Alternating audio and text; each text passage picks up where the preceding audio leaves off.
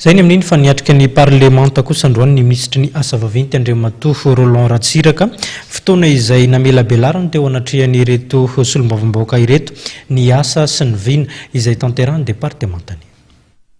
Lalam-pirenena fitopolo izay mirefatra any amin'ny 2,100 kilometatra no andraikitra ary karakarain'ny ministeran'ny asa vaventy hoy Andriamatoa Roland Ratsiraka no marihany fa lalana izay mampifandray faritra mamokatra manan-karena reprezentany no anisan'ny tena omena tosika. Apetraka lara-pahamehana amin'ny fanamboarana ny lalam-pirenena faharoa, fahaefatra, fahaenina ary ny lalam-pirenena fahafito.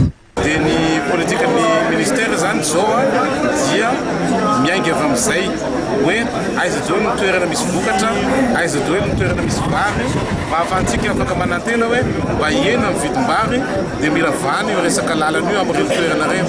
Aiza ihany koa misy fizahantany, aiza ihany koa misy arena kibon-tany. Anatin'izany zao ny pétrole izay efa mivoaka ankehitriny any Tsimbourany dia andalo amin'ny RN1.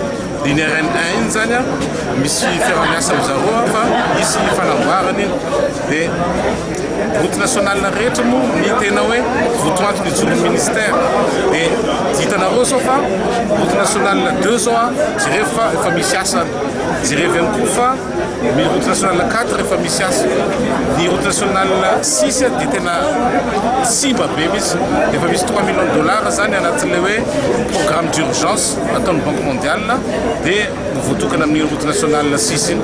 Dia route nationale 7 dia makany atsimo tena problème be koa io koa zany efa misy vola avy amin'ny Banque mondiale ampahany fa kilomètre vitsivitsy fa misy ataon'ny Union européenne koa amin'ilay hoe dégâts cycloniques.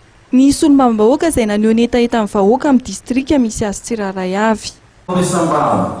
Dia faharoa mba tiako agnapiako ilanao amin'ilay hevitra isava monsieur le ministre capitale mondiale de l'avenir isava koa misy ny marjet patrimoine international amin'ny tourisme donc tiako fantatra oviana manomboka za motara hely oviana manomboko mbilopove maro tiako fantatra fa hoe amin'ny date zao mba tokony avancentsika raha mety satria manana valeur économique be sava io raha tsy tena maha capitale mondiale de l'avenir lazy no tondrontsika ny any.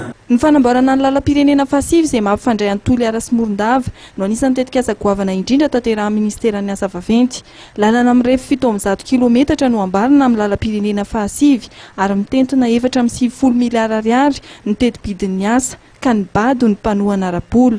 No marihana Andriamatoa Roland Ratsiraka fa anisan'ny olana amin'ny fanamboaran-dalana ny tsy fahampian'ny famatsim-bola. Na dia izany aza, anisan'ny mpiara-miombona antoka amin'ny fanatanterahana ny asa amin'ny fanamboaran-dalana izay tanterahan'ny ministeran'ny asa vaventy, ny vondrona Europeanina, ny BAD sy ny AFD ary ny banky iraisam-pirenena.